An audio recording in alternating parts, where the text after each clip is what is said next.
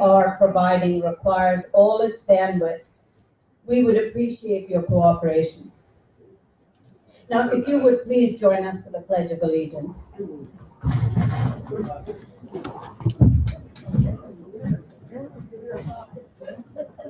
I pledge allegiance to the flag of the United States of America and to the republic for which it stands, one nation, under God, indivisible, with liberty and justice for all.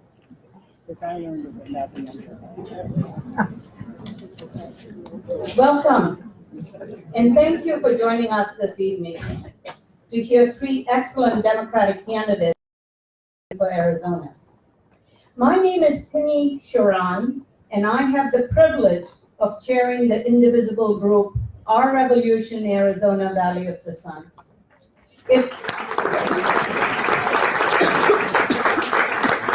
It also gives me great pleasure to introduce our partner, Peggy Klein, chair of the indivisible group, Optimists Resist.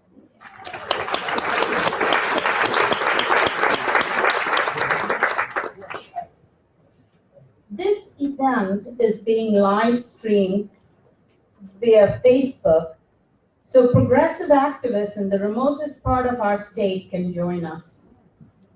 My hope is that today's event will continue to inform and build our collective capacity to resist the current Congress and administration's assault on our civil rights, environment, education, and civility.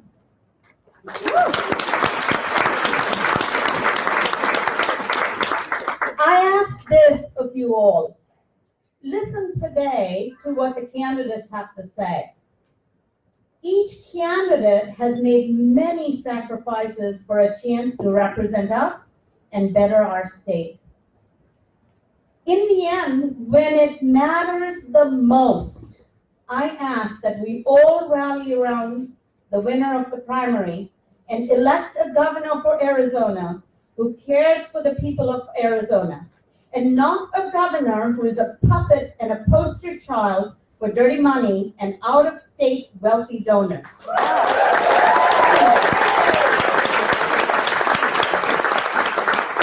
Not a governor who cares little for the welfare of Arizona's people and its land.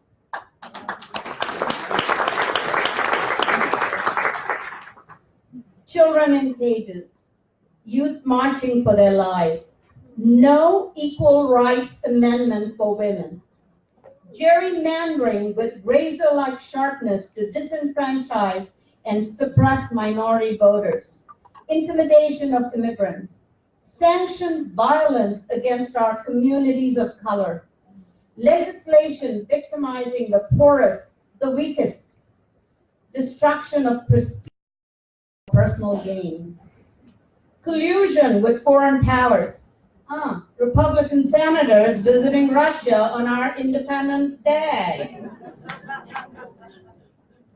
dismantling our national institutions, our Constitution, all tearing at the fabric of American democracy. We could despair, but no, we act, we resist.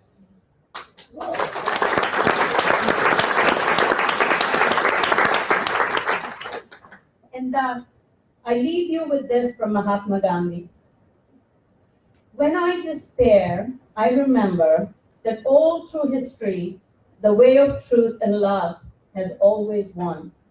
There have been tyrants and murderers, and for a time, they seem invincible leaders. But in the end, they always fail. Think of it, always.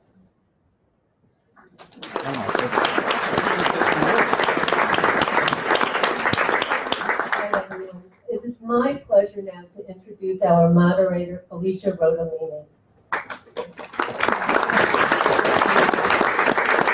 And I haven't said anything yet. Felicia Rodolini's passion and life's work has been to protect and serve Arizonans. She is a veteran prosecutor and consumer advocate with over 25 years of experience in public and private law. After growing up in a small Wyoming town and graduating from Notre Dame Law, Felicia moved to Arizona. She joined the Arizona Attorney General's office as a prosecutor in their Consumer and Fraud Division, where she became Assistant Attorney General and was later appointed Superintendent at the Department of Public Institutions by Governor Janet Napolitano. The U.S. Attorney's Office honored Felicia with the Excellence in Cooperative Law Enforcement Award for her participation in the indictment of 36 individuals involved in mortgage fraud. She moved into private practice for several years as a partner in a local law firm before entering the political arena, running 2 hard-fought and close campaigns for Attorney General in 2010 and 14. Since the election, Felicia became Director of Regulatory Compliance for Drive Time Auto Group. She also serves as co-chair of the Phoenix YWCA Advocacy Committee. Recognized as a state leader, Felicia was elected chair of the Arizona Democratic Party in January. In her spare time, she finds time to run marathons, bike hike, and if that's not badass enough, Felicia holds the title for the 1993 NPC Arizona State Body Building Championship. You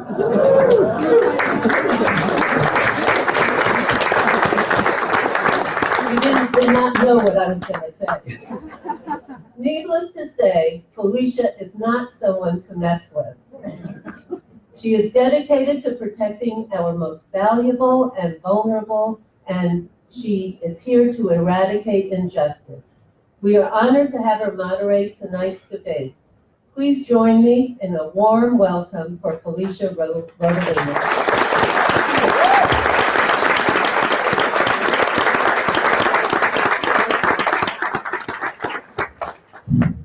Thank you, Peggy.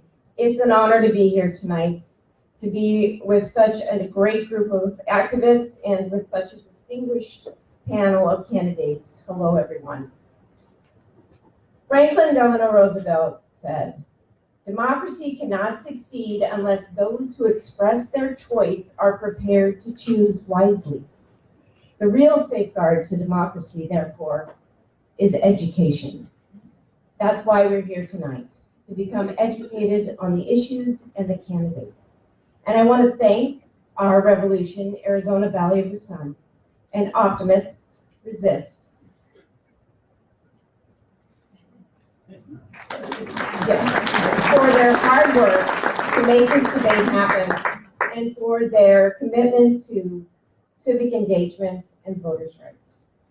I want to thank also the organizers and the folks who made this happen, and in particular, the chairs who you just met, Penny Sharon and Peggy Klein. Let's give them a hand.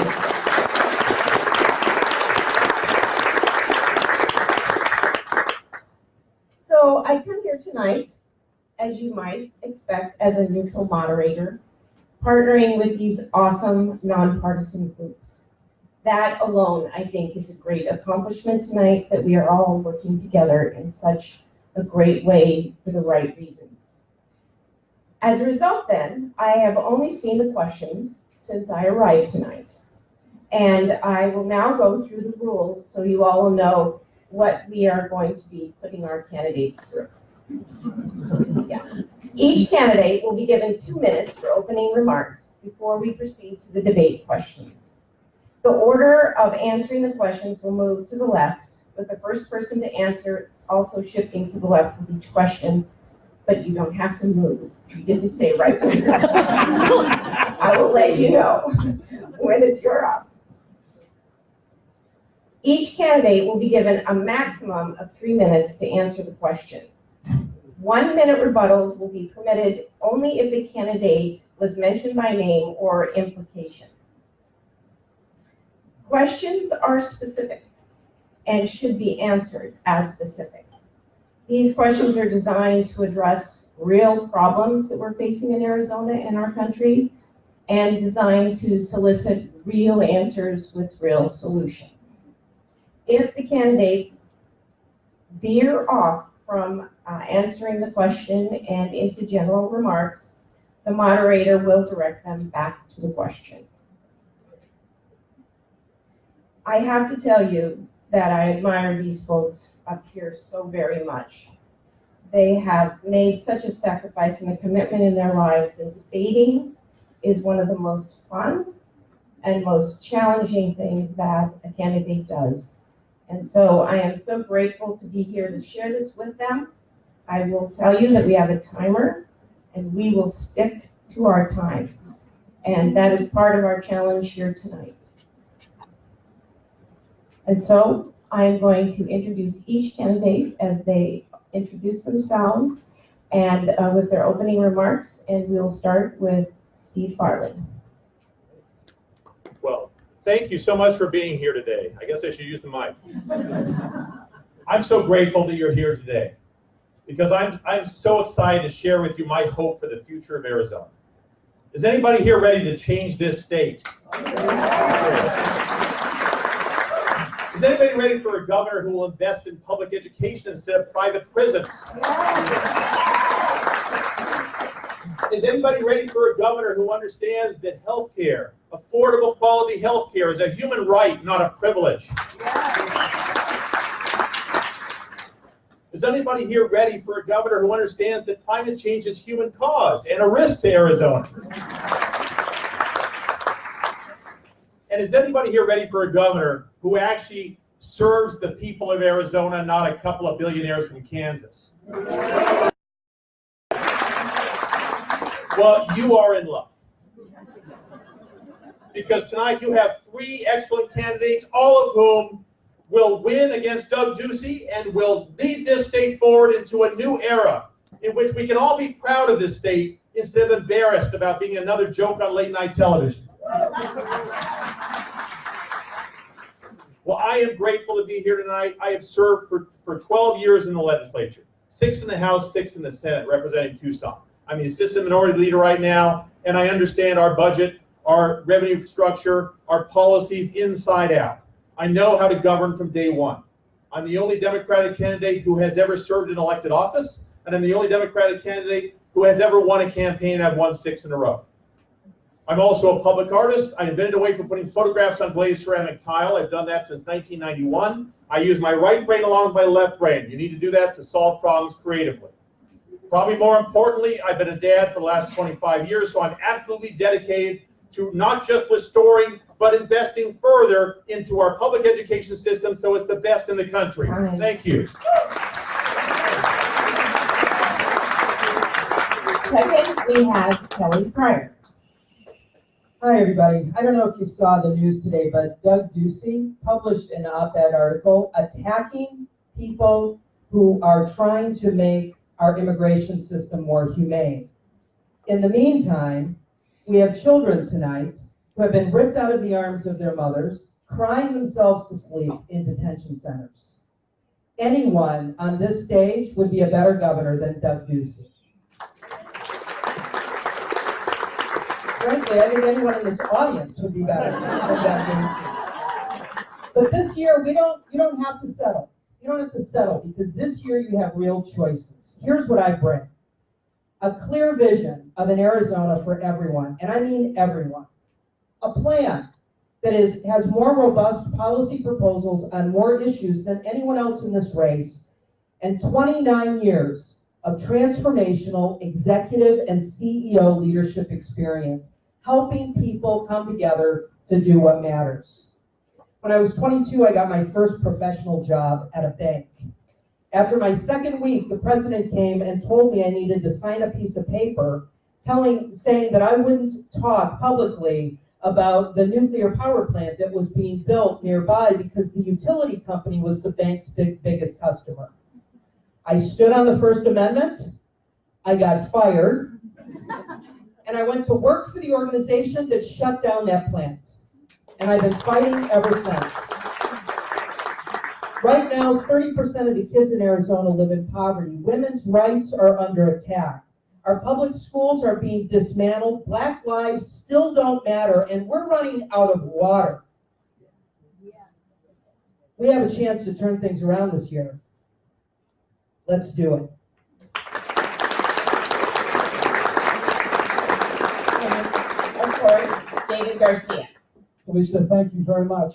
Folks, thank you for coming out tonight. You're a great sight. I am very appreciative to see all your faces out there, and I'm proud to stand on this stage with these other fine candidates. So thank you very much. My name is David Garcia, and I am ready to lead my home state, folks. I am Arizona's story.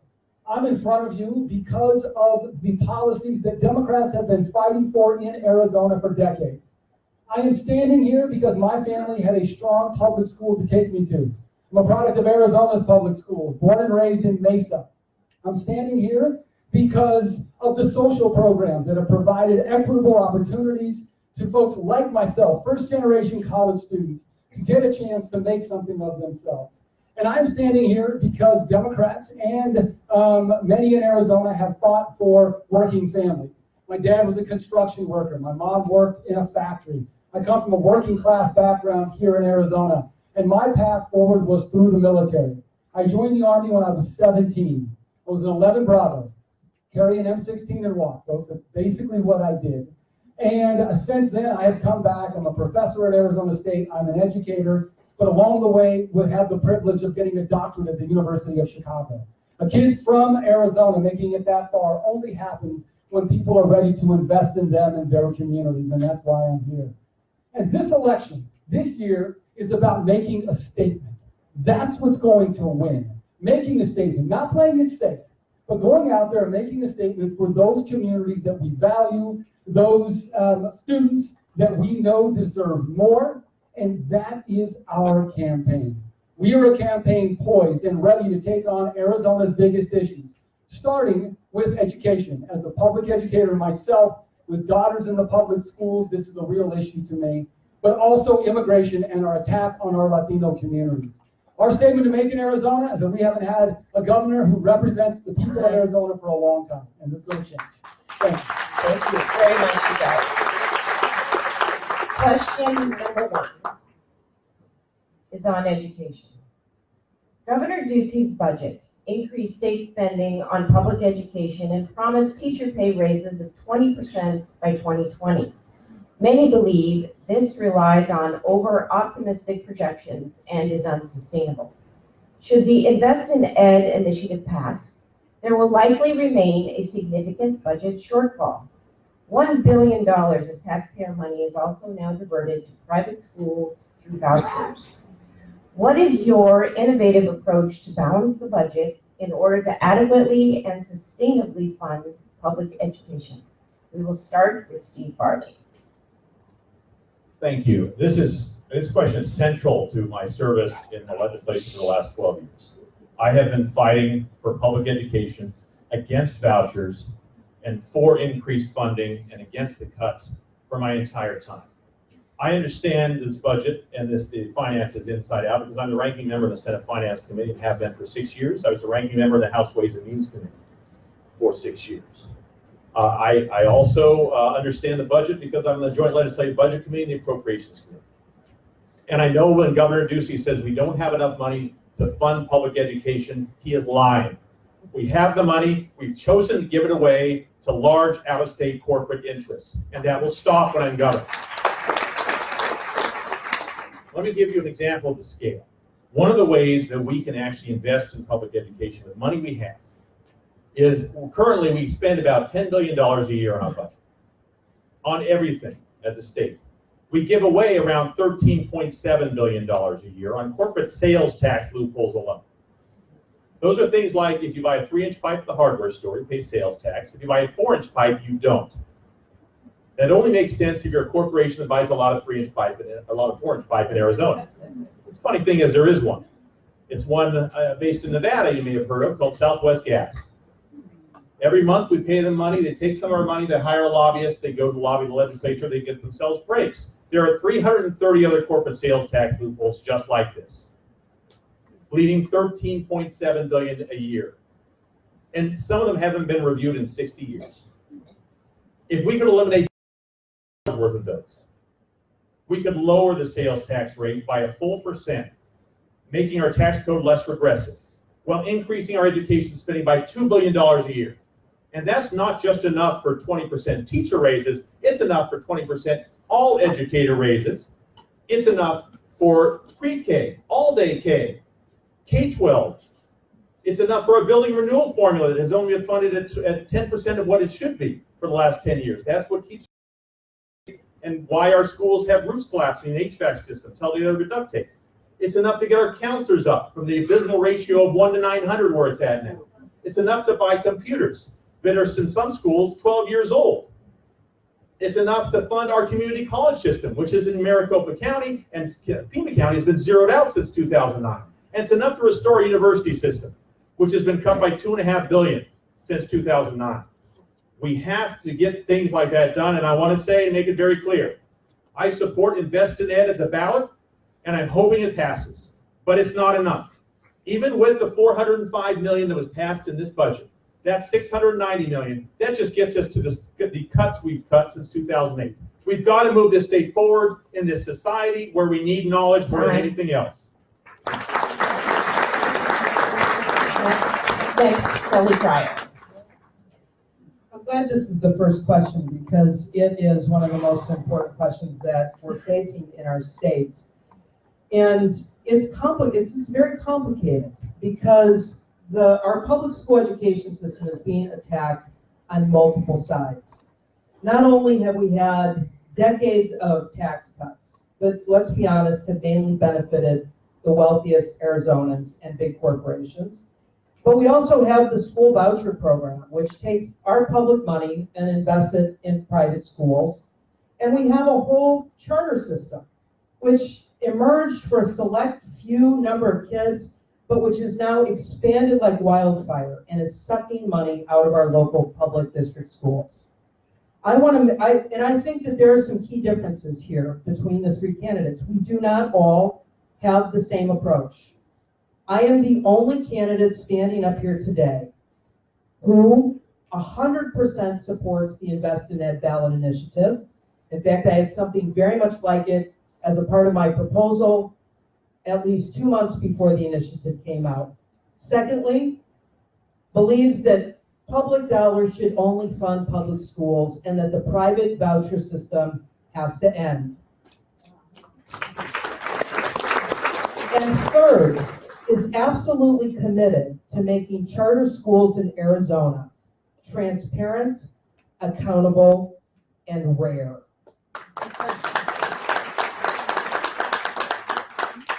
I think it's critical that we understand the differences.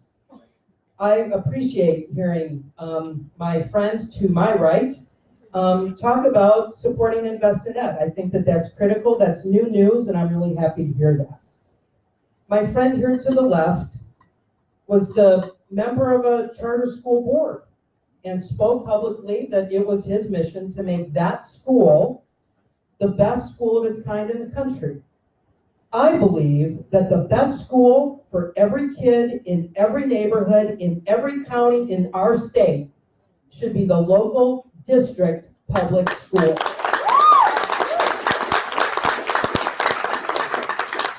So my plan to fund our public schools includes ending private vouchers, tax vouchers for private schools.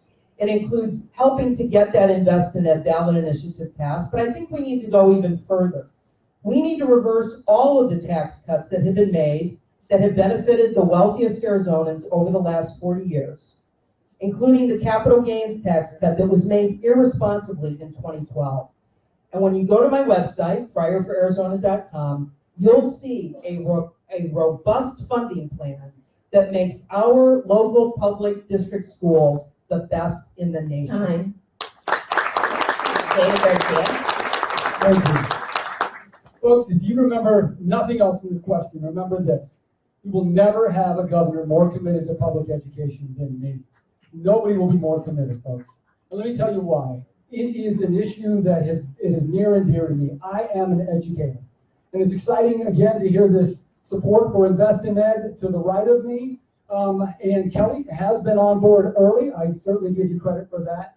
But our team has been standing with teachers from the very beginning, gathering signatures with our teachers out there in the hot sun to get it on the ballot.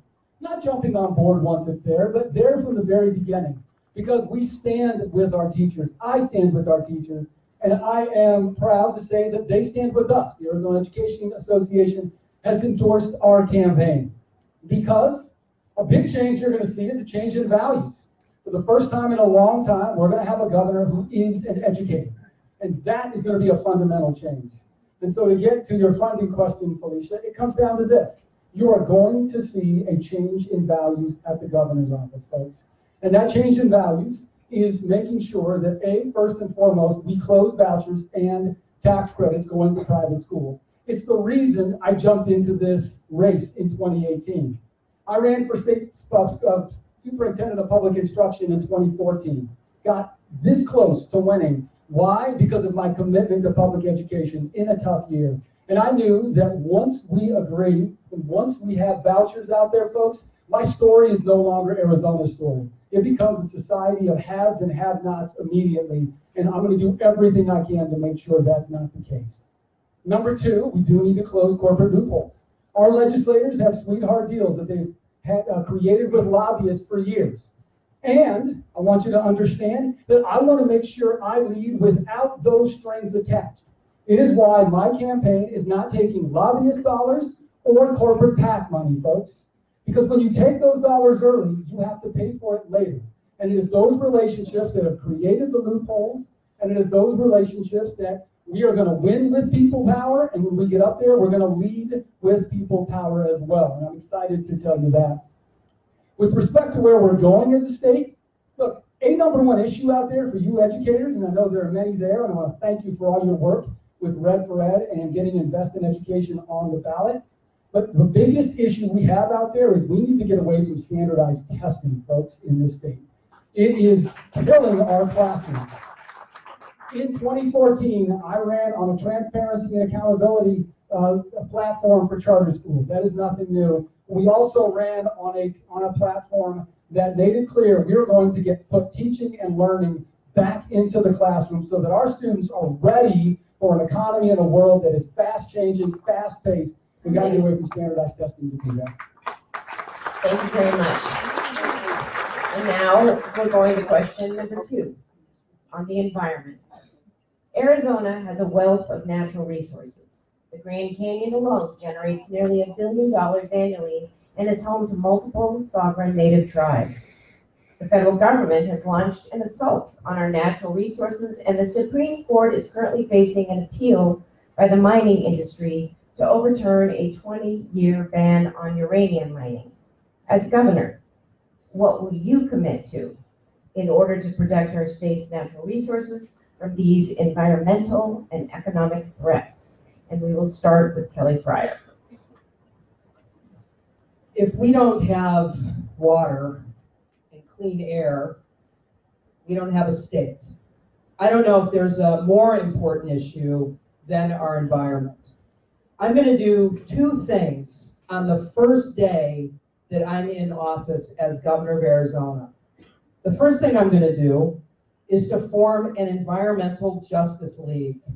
If you're a comic book fan, you know what I'm talking about. We have some of the smartest people in the world on our payroll. Scientists and professors working at our universities who are developing solutions to climate change.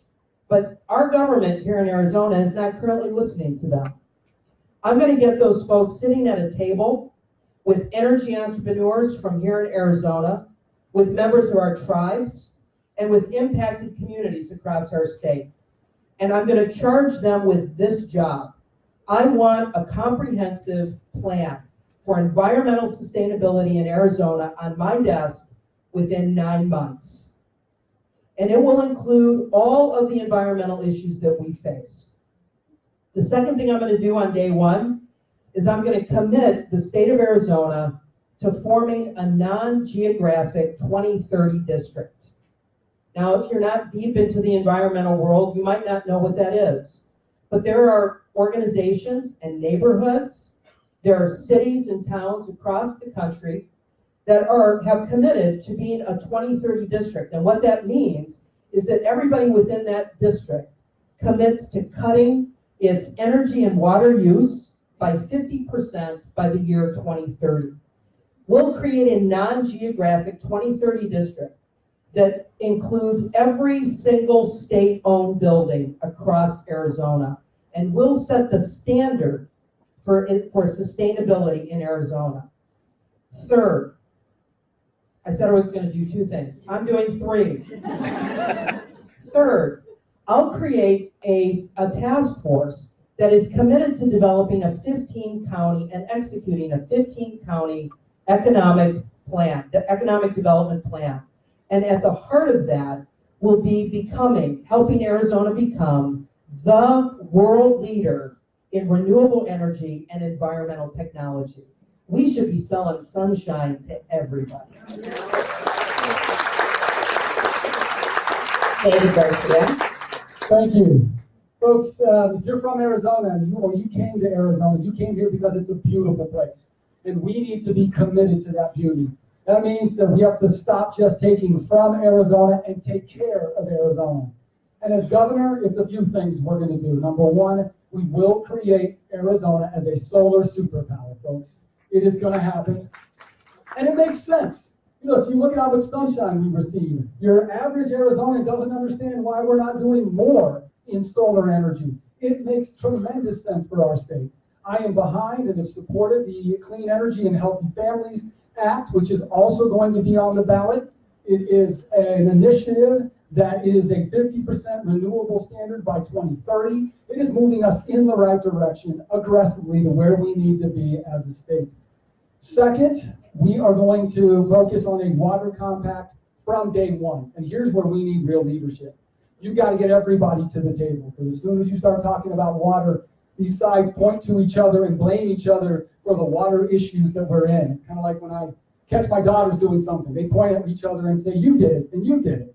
We need leadership on this issue that is going to make it clear that everybody in the state has a part to play in improving water. It is the issue that keeps me up at night. I believe we can solve a bunch of these others, folks, but water is the fundamental issue that keeps me up at night. And the other part that Felicia mentioned, and I want to make sure we're clear here, it is about making sure that those communities that are most impacted have a just transition to a new economy as we move toward a state that becomes more sustainable. It is another reason why I'm behind the Invest in Ed Act. My family and I just this last weekend spent Saturday night in Forest Lake, Arizona, which is way up in northeastern Arizona. We were there, among other things, to see what life is like for folks who have power lines that are taking energy over their homes to Las Vegas, for example, who have to haul their water. But we also got the amazing opportunity to participate in building a traditional hogan as well, hands deep in adobe and working. And I did it because we need to understand that for those communities, yes, it is access to clean energy and it is access to sustainability, but it's also a just transition to a new economy, a solar economy that is going to put our most impacted communities on the front end of energy and economic development for the first time in a long time. And I have that commitment as governors to make sure that those communities are not left behind as well. And Steve Farley. Well, the first thing I'll do as governor is to sign an executive order that will put Arizona right back in the Paris Climate Change Accords as a state. We are ground zero for climate change. You've already seen the heat. Last summer, 116 degrees at Sky Harbor was enough to close the airport because planes couldn't even have enough lift to take off or land. Climate scientists are saying within 10 to 20 years, 130 will be a standard temperature for Phoenix in the summer. Now, aside from what that's going to be like to live there, can we stand our state's largest port being shut down completely for a month and a half? No. Can we stand the fact that our forests already have bark beetles overwintering and making them more vulnerable to wildland fires, which we've seen already with tragic effects? Can we stand our water supply continuing to dry up, also a result of climate change? No. We've got to act on this, and we've got to act on it right now. The good news is we can make money while doing it. The fact is, why should we be powering this country on West Virginia coal or Texas oil Well, we should be powering this country on Arizona's sunshine. We are exactly where Texas was in the 1920s with oil. They've made a heck of a lot of money off of that. Why don't we make a heck of a lot of money on solar? We got all the transmission infrastructure to sell to whoever wants the power. In California, they already have its 50% renewable standard, and they're looking everywhere to pay a premium for renewable energy. We're right next door.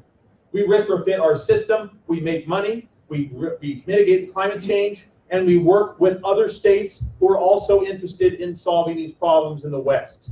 That's something Jan Napolitano did with a series of compacts with Western states to try to work on climate change together, because that's how you make a more significant impact. Instead of simply telling bad jokes and insulting our neighbors the way this current governor does, let's work with them and work together to save our environment together. As long as we're talking about this current governor, let's talk about the way he's been handling water. Last year, he decided to have secret, invitation-only water talks. Not to solve our water problem, but to solve political problems for him. It was found out like a few months after it started that these were going on. Well, it didn't really happen, because you don't solve water problems by having invitation-only people in a closed-door room. You look to Governor Bruce Babbitt as an example. Back in 1980, the Groundwater Management Act was a worldwide landmark piece of legislation that was developed by everyone at the table, everyone there. And no matter whether or not you think they'd have an awkward opinion, and figuring out how we can move forward together as a state, because we all share the same metaphorical aquifer. We've got to work together because we want to thrive this century, not merely survive. And that's exactly what I'll do as governor. Thank you. Question number 3. This is on ALEC. And I'm not talking about ALEC. The Koch brothers have successfully used their wealth and membership in ALEC, the American Legislative Exchange Council, to shape legislation in our state and around the country. They announced that they will be spending $400 million nationally in the 2018 election to further their ideology and to mainstream policies. What do you know, and what are your views and strategies regarding ALEC, its Libre initiative, cultivating the Latino communities, and ALEC's role in Arizona legislation? And we will start with David Garcia. Sure, what do I know about ALEC? I know ALEC is bad news, folks. That's what I know. ALEC is bad news for Arizona. It's bad news for the country. And our strategy? We need to win elections. That's our strategy. So that we put folks in office who are not going to listen to ALEC, who aren't going to be, by the way, courted by ALEC at junkets and handed legislation that continues to demonize communities, continues to threaten our environment, and continues to make Arizona the epicenter of terrible policies that are spreading throughout the rest of the country. And the way to do that, as I mentioned, is to get out there and win. And I hope we talk about this, Felicia. It's a question, but it is what our campaign is built to do. Our campaign, look, folks, all three of us up here, nobody's going to have as much money as Doug Ducey. It just isn't going to happen. We don't have those Goat Brothers dollars. We don't have the deep pockets. And so we've got to get this done through other ways. And that is energizing grassroots folks across the state. It is about campaigns who are going to get, not the folks that are just sitting here today, but other people who are right now maybe not as engaged, to get them in the process, get them involved. And it's what our campaign is set up to specifically do. We've got 5,000 people who are out there working and walking and talking and knocking on behalf of our campaign. We continue to hear over and over again here, energizing those communities who feel most disenfranchised. And we need them, because the reality is, high TV ads, they don't change anybody's mind, and that's exactly what the dollars are going to be spent for. What they do is they suppress the vote. They get people frustrated with this process and get them to not engage. What we need is a campaign that is ready to engage them, and that's exactly what we're doing. For the first time in a long time, Arizona is going to have a campaign in ours that is ready for something to vote for, not just against, and that's really important for our Latino community. Latino community, our biggest block out there, if you don't know, in 2016, 600,000 eligible Latinos did not go out and vote, folks. And that is our biggest opportunity. And one of the things that is important as a Latino here in Arizona is we have been asked to play defense over and over and over against these bad ideas. And we believe that in addition to that, we need a campaign that gives our community something to vote for. That's what's going to get people energized. It's what we're seeing is winning across the country. Candidates that are going to take strong stances, that are grounded in their communities, are generating the kind of enthusiasm and turnout to win. And that's our antidote against Alex. That's how we're going to win. And as I mentioned already, it's what our campaign is built to do. Steve Farley. Thank you. As I recall, this was a question about Alec. And I'm honored to be considered by many across the country to be a national expert on fighting Alec. In fact, in 2011, I created a bill called the Alec Accountability Act in the Arizona House because I was horrified when I saw the kind of influence that the American Legislative Change Council had, over the Republicans in the Arizona legislature. Every Republican member of the Arizona legislature was a member of ALEC.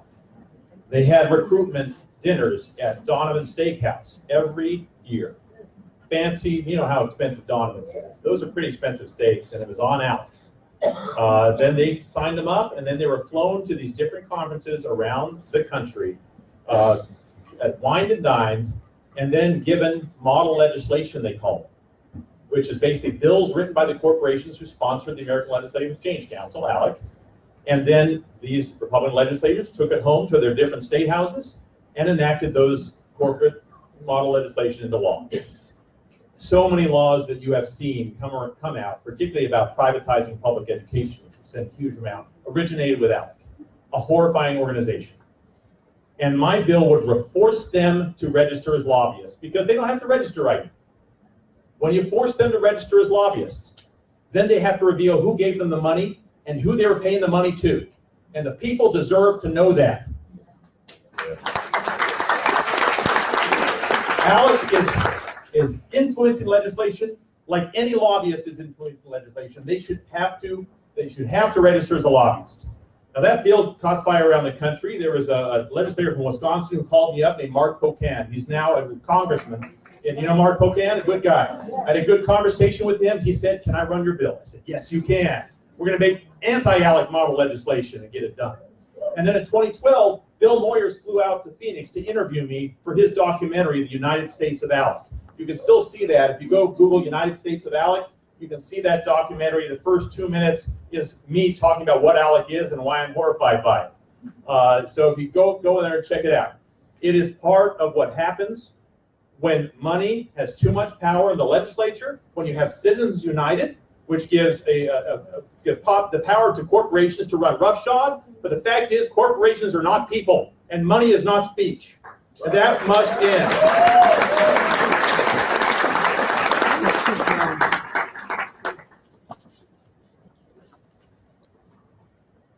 Kelly Fryer. So fighting ALEC when I'm the governor is going to be easy. I just don't sign any of their terrible bills. That's easy, you know. And I share my microphone with the only people in our state who actually have the power to fight ALEC and the Koch brothers and those powers across our nation and right here in Arizona. And those people, you know, they dress in red. And they wear shirts that say March for Our Lives. That's where the power is to defeat the forces of evil that are at work in our state.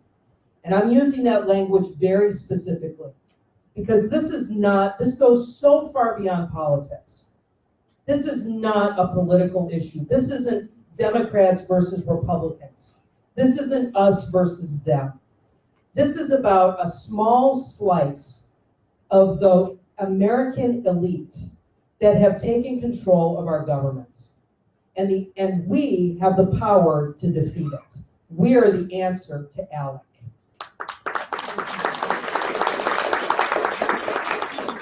You know, the second part of the question, though, is how do we beat ALEC at the ballot box?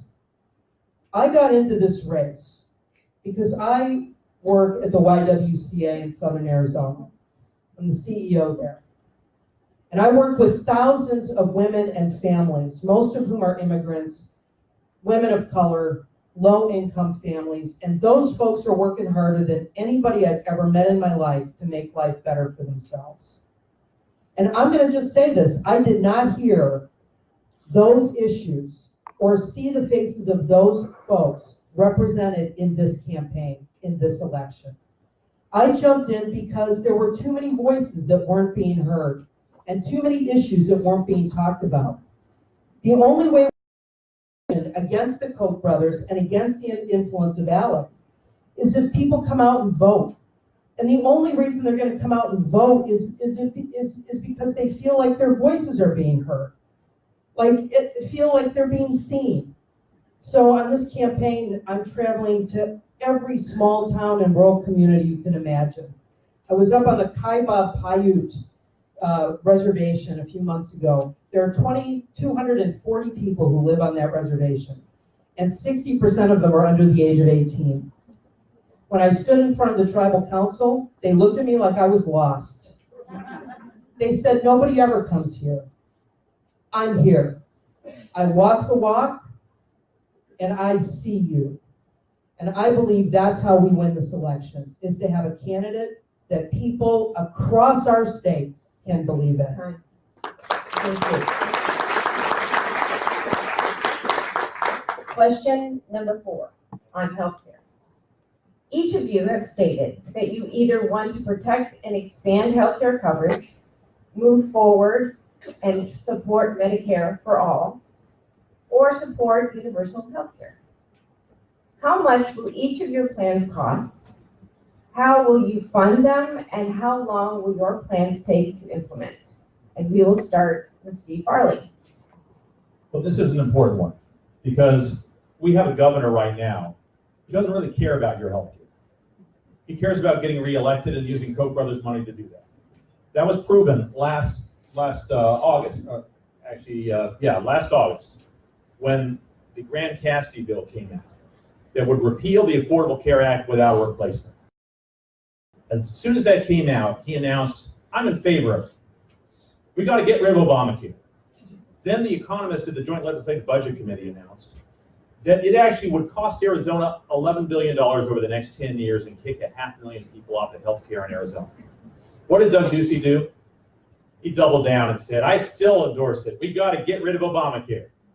The reason that was because that previous June, the Koch network had a press conference in Colorado Springs where they announced they had $400 million to fund the campaigns of Republican candidates in 2018.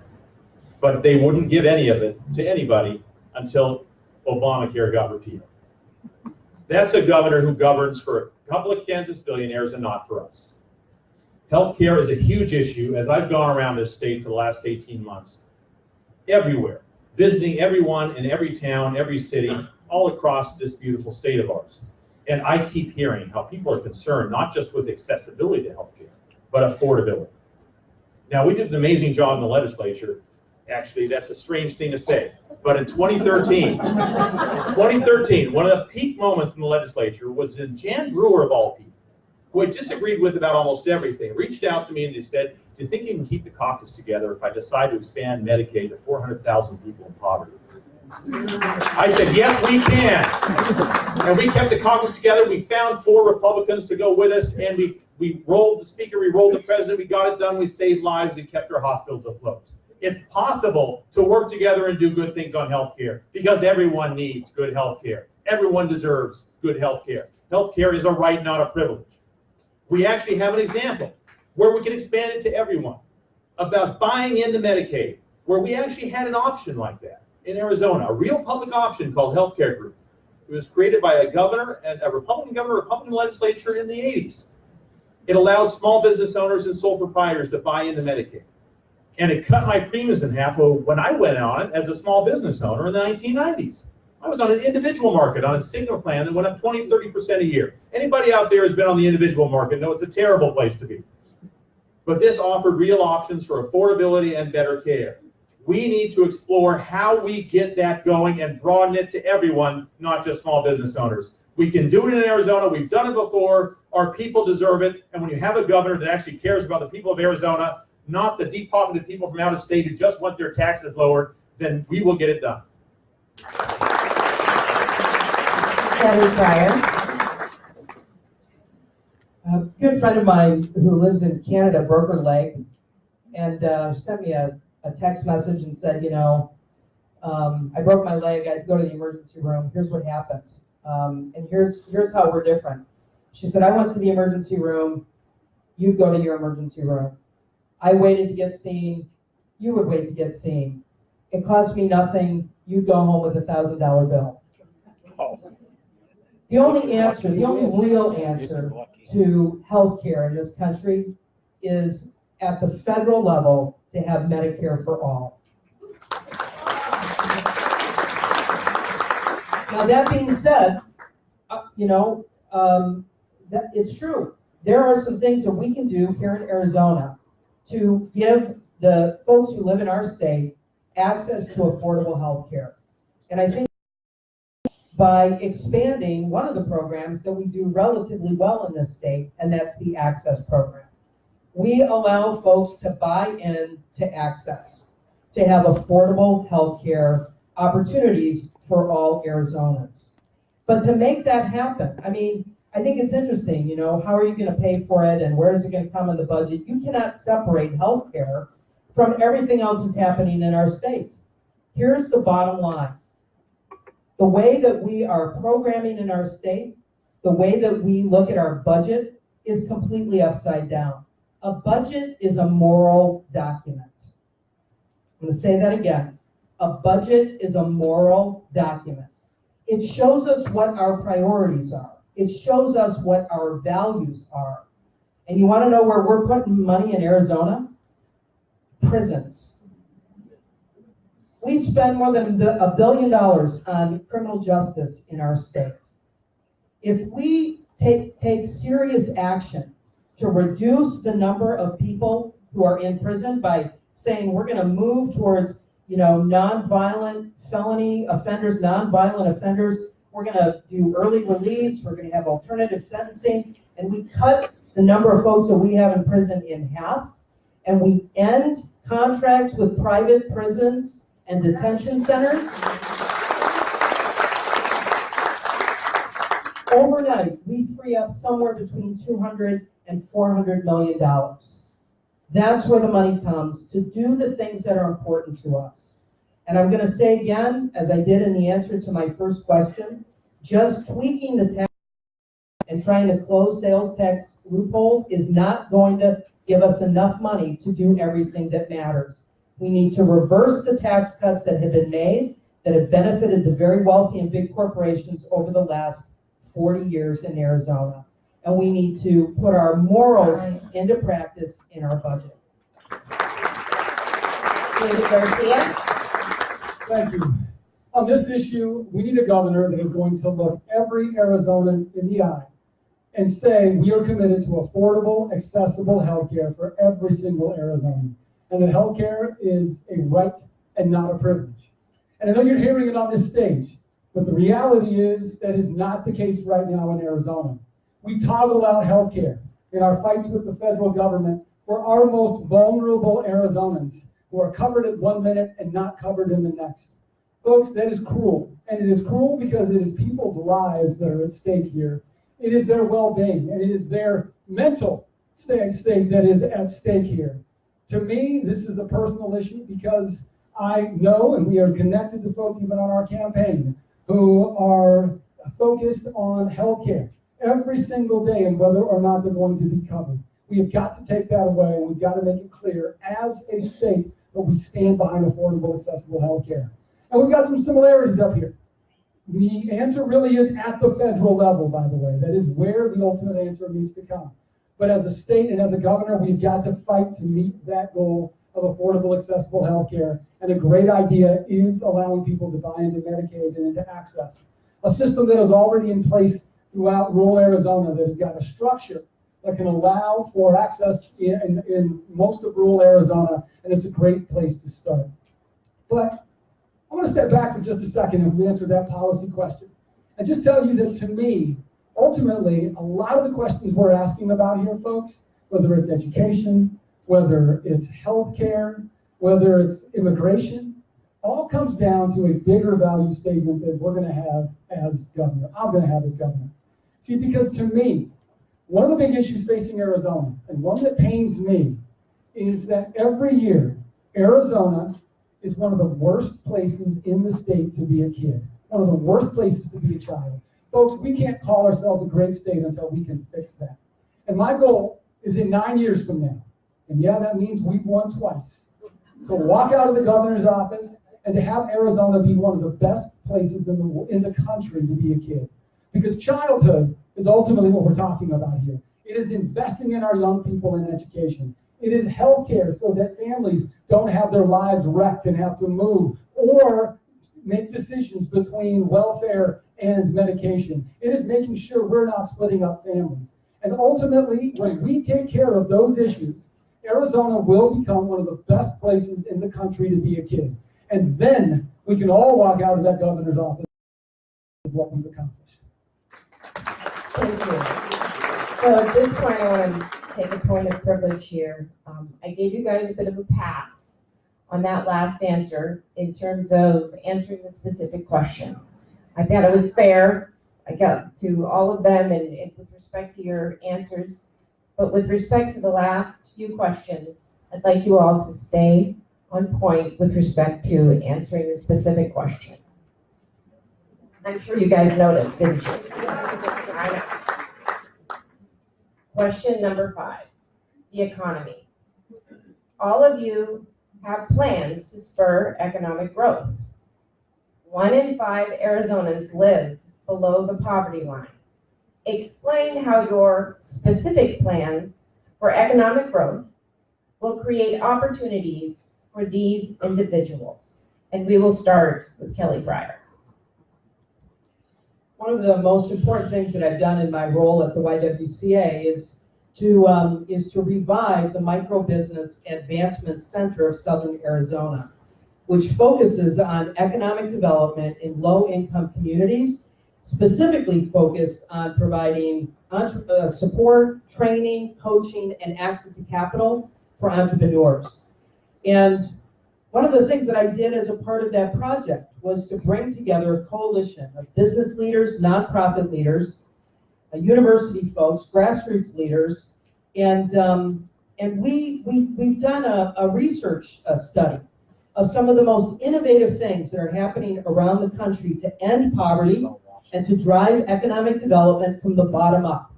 And by that I mean the exact opposite of the trickle-down economics that we've seen since the 1980s, which have failed. And not only have failed, but have increased the gap between the very wealthy and everybody else, and are wrecking our democracy. Well, that's a heavy statement, but it's true. So I'll give you an example. In Cleveland, one of the poorest cities in the country, there's been a group of folks that have come together that it's a coalition of state leaders, city leaders, university leaders, foundation folks, and they've gone into the poorest neighborhoods in Cleveland and started businesses that pay a living wage, and after working there for 2 years, you become an owner in that company. So it's actually building wealth. I will bring that kind of innovation to economic development in Arizona, in all 15 counties. And I'll do it in partnership with folks around our state who have that same vision. So in terms of some of the specific things, let me give you some examples.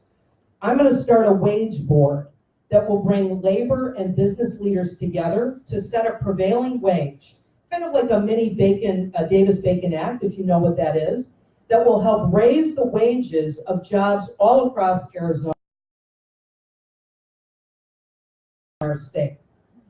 I will lead comprehensive tax reform in our state to make our tax structure more equitable. I'm going to start a commission, a task force, to investigate bringing a public bank to Arizona so that we are investing our own money in our own state and we have capital to be able to invest in locally owned small businesses. And I'm going to stop giving tax breaks to big companies that are headquartered someplace else and instead use incentives to support locally owned small businesses all across our state. We can end poverty in Arizona. Time. And I'm going to do it. David Garcia. Whoever came up with that question, thank you very much.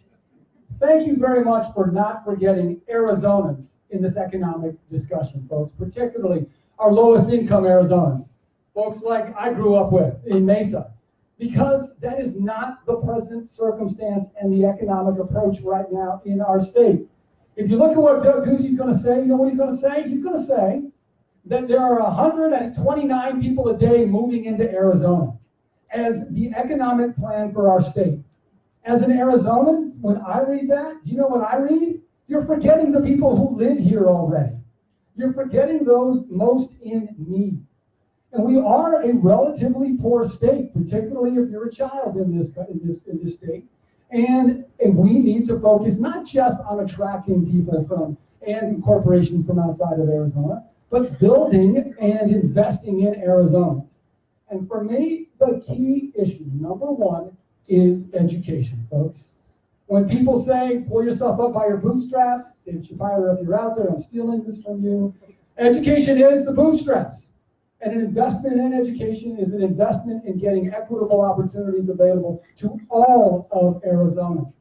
In addition, we're going to put our money where our mouth is, and that is providing incentives and the ability for our folks in labor, many of them who've endorsed our campaign, to get credit for investing in Arizona.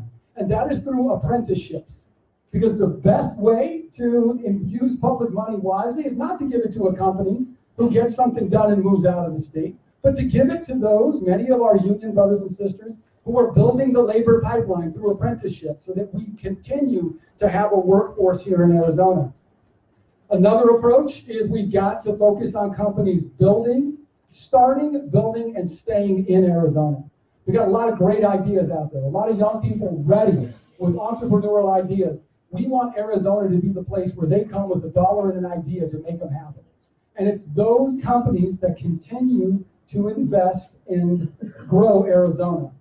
I think the last part of this, if we're going to focus on Arizona, is, folks, you're going to see a real change in how I approach this as governor. See, because what we do often is we go out and talk about, come to Arizona because we're a cheap place to do business. We're a cheap place to live. We're not a cheap place to do business or live. We're a great state, folks. We're a great state to do business. We're a great state to live. And we're going to invest and bring companies into Arizona who are ready to continue to invest back in the people of Arizona. That means corporations paying their fair share, particularly back into education, so that we have those equitable opportunities across the state. Thank you.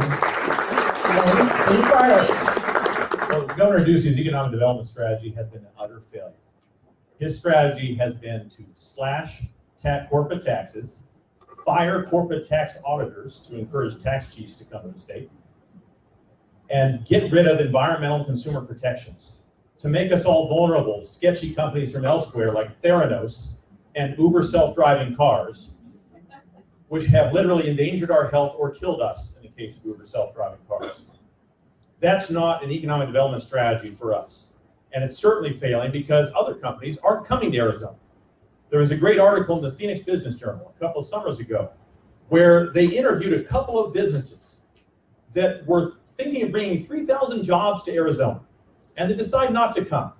So the reporter did an exit interview and asked them each individually, why didn't you come to Arizona? And they said, oh, we never even looked at the business tax climate. That was way down on our spreadsheet. You had two hurdles you had to clear: a sustainably trained workforce and a sustainable funding source for ongoing support for your public education system. And we failed. There's a reason Amazon never even considered Arizona for their second headquarters. There's a reason why Intel and Chandler has said publicly, if they didn't have so much stranded capital, they wouldn't be here right now, because they're concerned about the future sustainability of the workforce. So what it comes down to is investing in education at every level. It has to happen. My first job was as a typesetter. And for some people, I have to explain what that is. Fonts didn't used to come from a pull-down menu. And I used to have a lot of very useful skills. But then automation changed that industry entirely. Automation and globalization have destroyed entire industries and led to poverty directly in this state. When people don't have access to training to be able to get to that next job from that next industry. You got to invest in your universities to build and create the industries of the future, to grow your own so you don't have to bribe them to come here from elsewhere. And then you need to strengthen your community college system to be a lifelong platform for learning and relearning and training.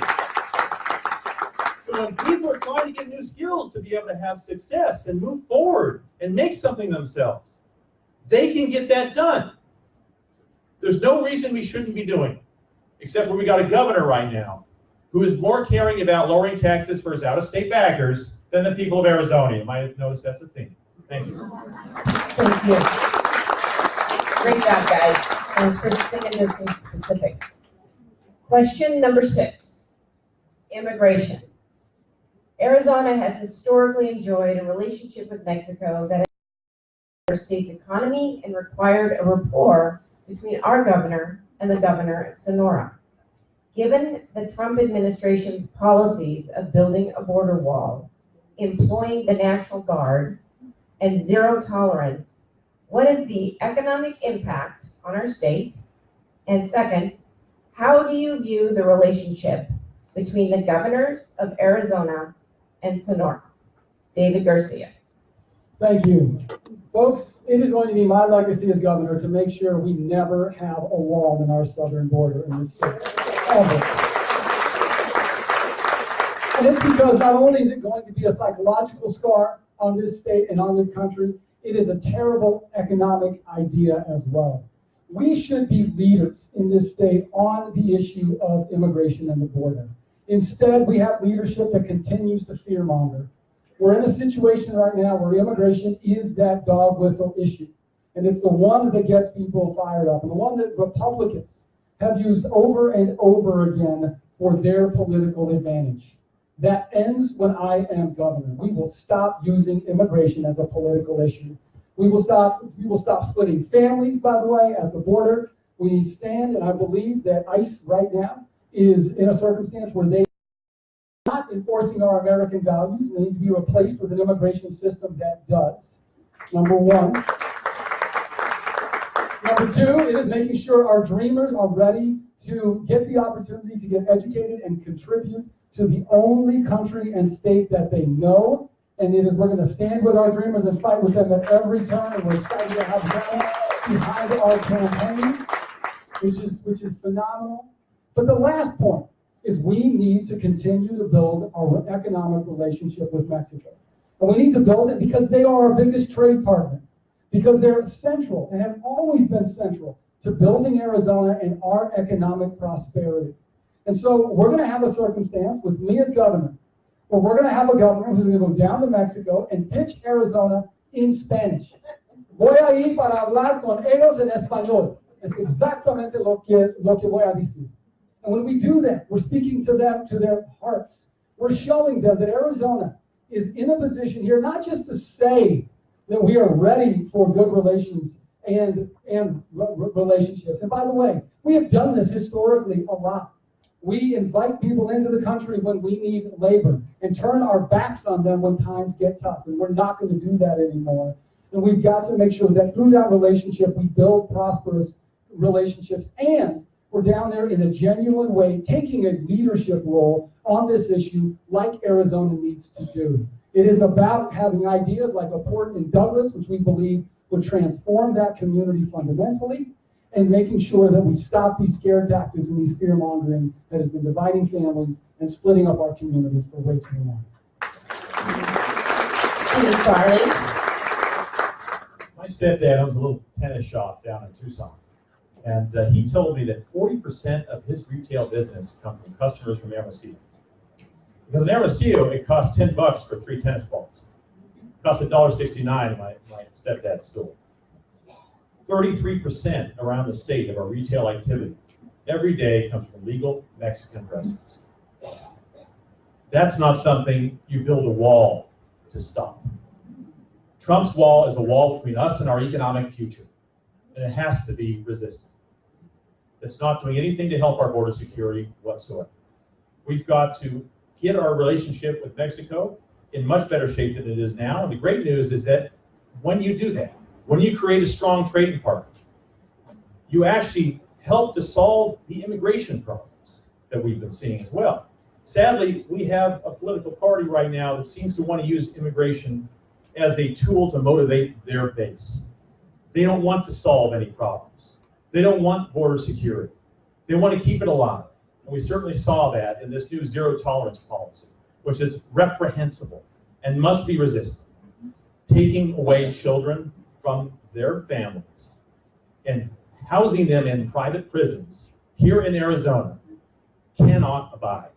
We must stop them. That's why 2 days ago, I had a press conference outside an event, outside one of these places that was just revealed in Phoenix, where they've been keeping children separate from their parents. A military contractor, a business park, kept these kids in a place without any sort of licensing from the state.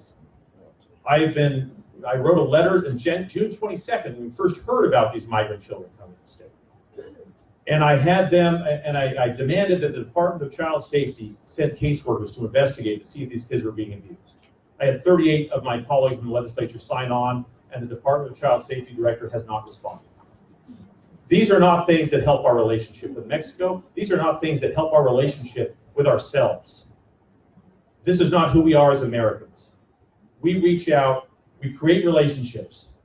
And when we do that with Mexico, it isn't just a relationship between the governor of Arizona and the governor of Sonora. We should have a relationship with all the governors of all the Mexican states.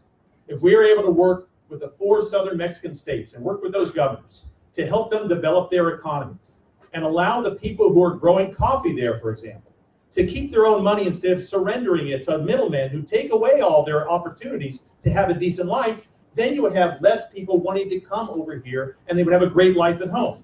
The whole issue becomes a much better one when we work together and have a mutually beneficial economy. That's not what we get from Governor Ducey and Governor Trump, who want to use this as a political tool. Oh, Governor Trump. I don't want to give him the president title.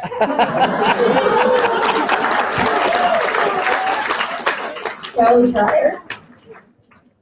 So I don't know when the last time was that my friends here were down on the border, but we already have a wall.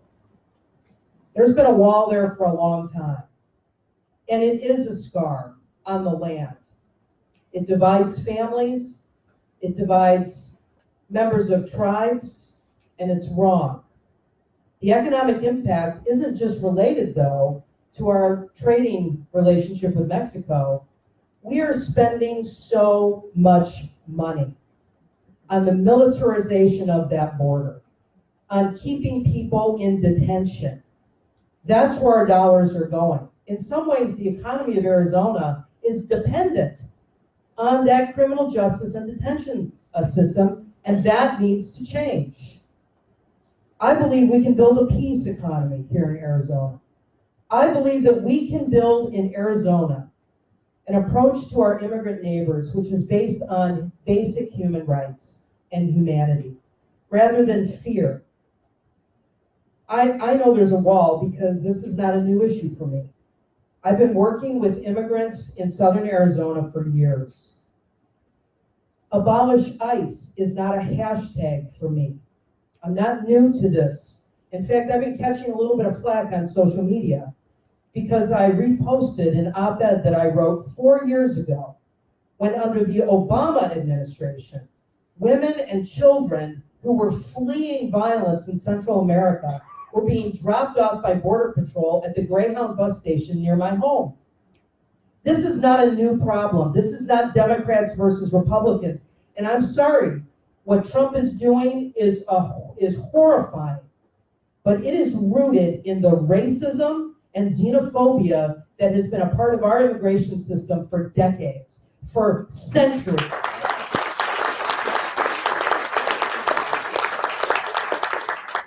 And I have very specific plans for what I will do when I'm elected governor. I will pull the National Guard troops off the border on day one. I will end the contracts that we have with private prisons and detention centers so that I can bring them under my control and ensure humane treatment for the people who are being held there under our current federal government.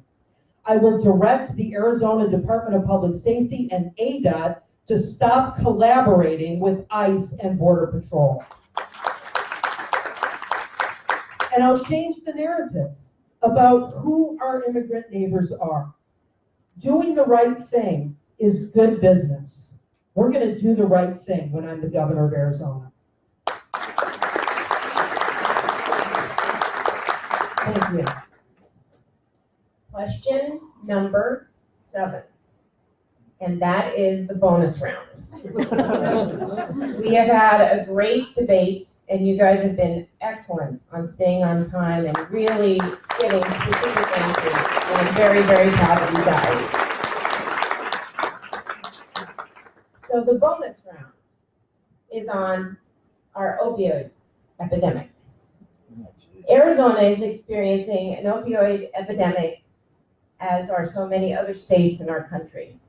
Current state efforts to address this issue have focused on reporting events, educating providers, and implementing restrictions on certain prescribing practices. What is your view of these efforts, and what additional actions would you propose? Please incorporate the mental health aspects of this issue into your response. And we will start with Steve Farley. A vital issue for so many people for whom opioids have torn their lives apart.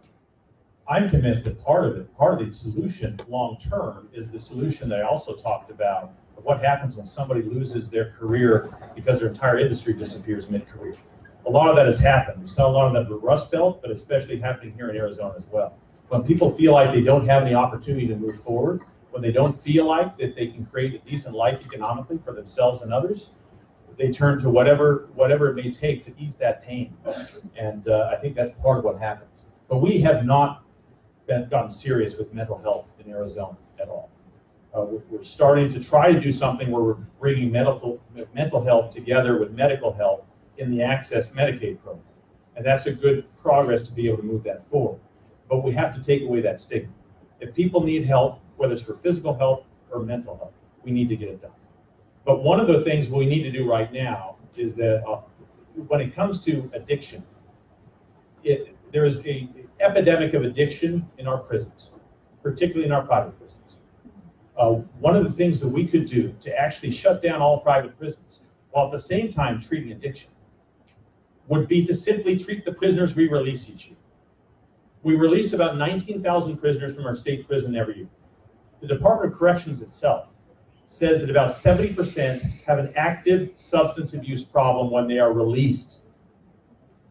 That probably got them in trouble in the first place, and it's going to get them in trouble again.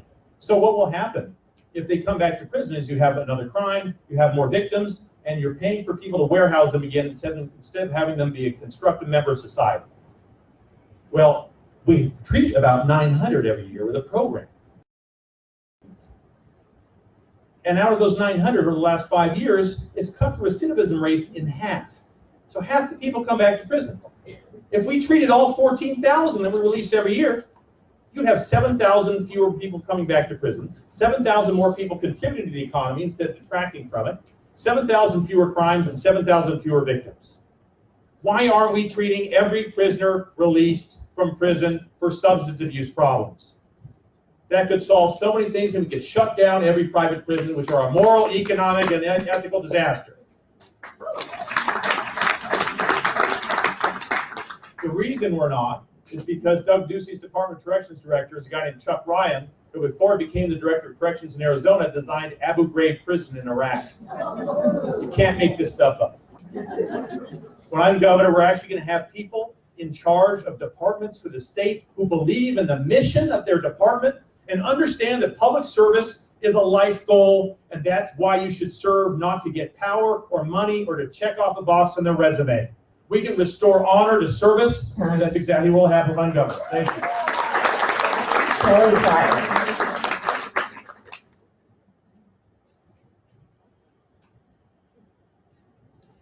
So earlier this year, the Arizona State Legislature passed an opioid act and the governor signed it. And it was a big photo op. Everybody standing together, Democrats and Republicans, shoulder to shoulder. And the message was, see, we can all work together to get something done.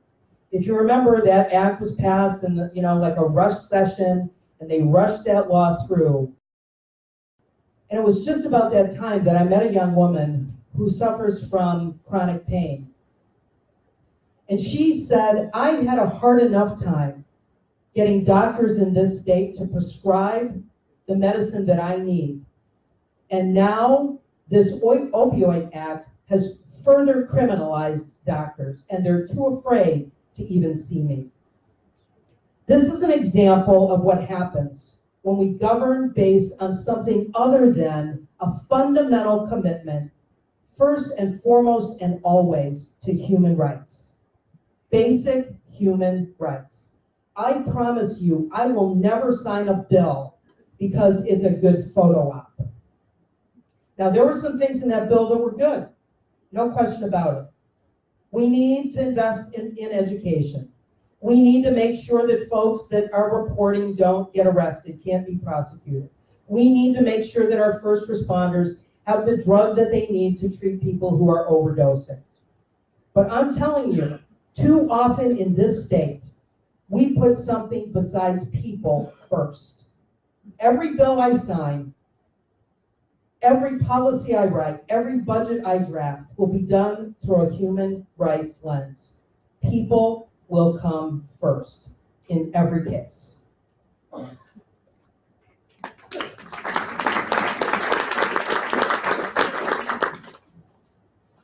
What we have going on here in the state of Arizona right now is not a political problem.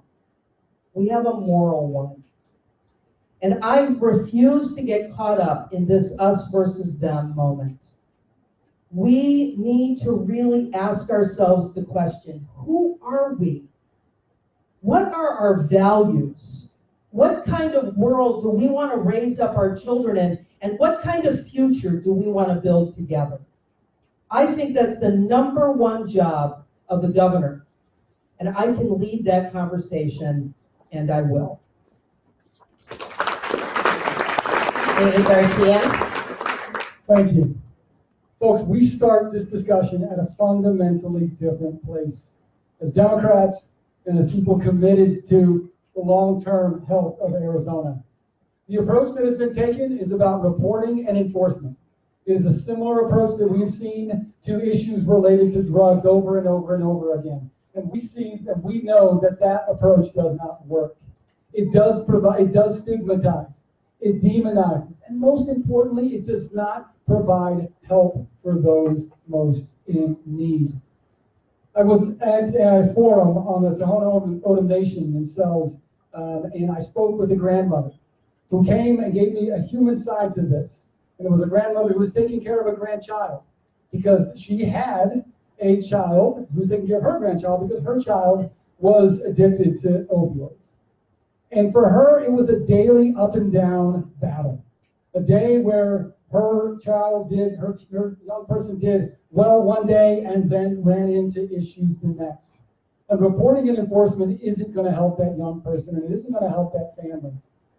But taking an approach toward treatment will. Taking an approach that says this is an issue that needs to be treated. But these are folks, and I know this from my own experiences and my folks, day in and day out, battle these demons, and what they're looking for is help. What they're looking for is a way out. What they're looking for is a firm ground to stand on every single day so they can continue to build their lives. And at the base of that is despair. Because a lot of what we're talking about with respect to the basic idea of why this is such a crisis is because you have folks who are in despair about their economic situation, in despair about the world before them. And when we change our perspective on Arizona, when we provide opportunities, when we are out in communities giving them the voice that they deserve, then we get the opportunity to take that despair and turn it into a voice of opportunity. And then last, with respect to mental health, one key thing I will do as governor is talk about this issue. Again, thank you very much for bringing it up. We will go through a whole discussion about healthcare and not talk about mental health because it's not something that you can see. And I do know that there's a stigma associated with talking about it, But the reality is, folks, we need to, as leaders, and I will as governor, make sure we are not forgetting that even though we cannot see these health issues, they are still at play and affecting people's lives. And we will take away that stigma and go and talk about this issue and work at it from a treatment perspective, and one that's going to give people the ground and footing they need so that we have a state that is not in this crisis and in this issue going forward. Thank you. Thank you. Let's give our candidates a round of applause for a great job.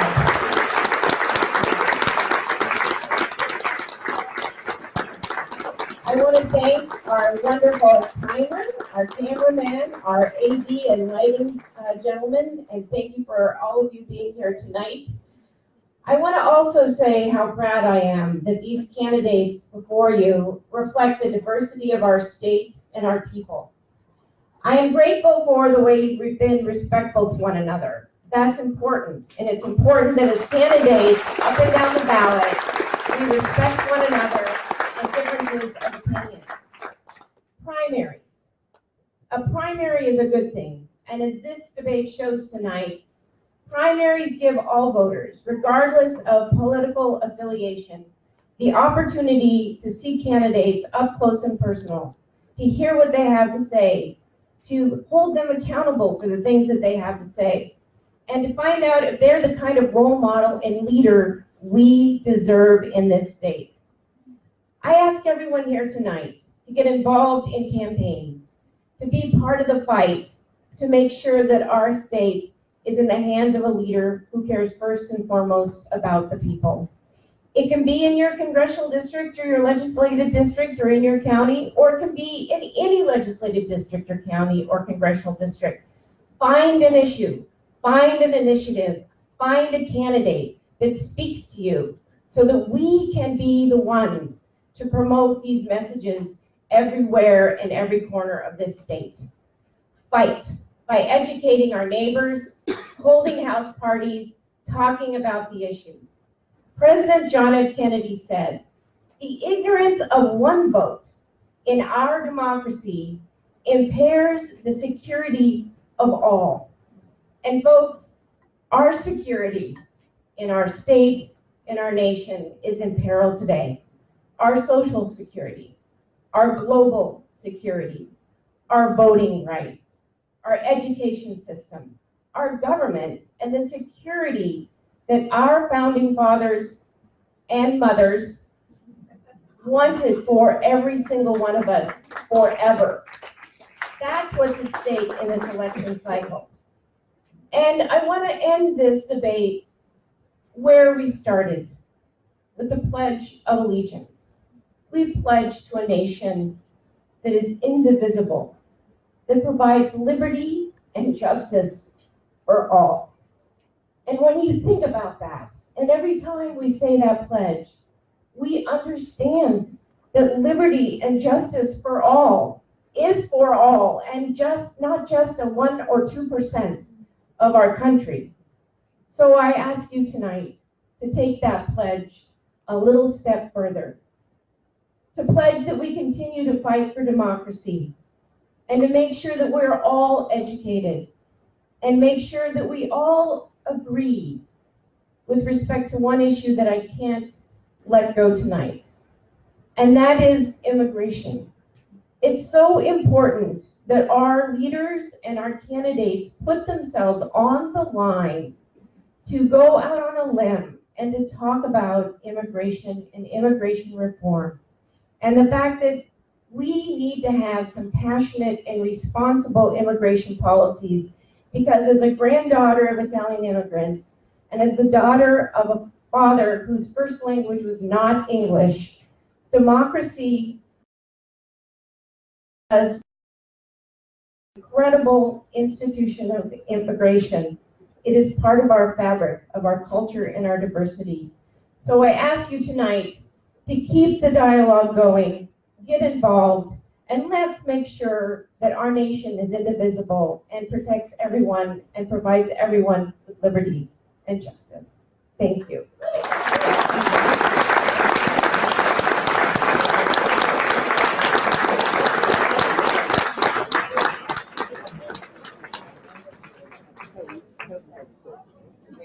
Yeah, we sold it. Hope it's a selfie with it.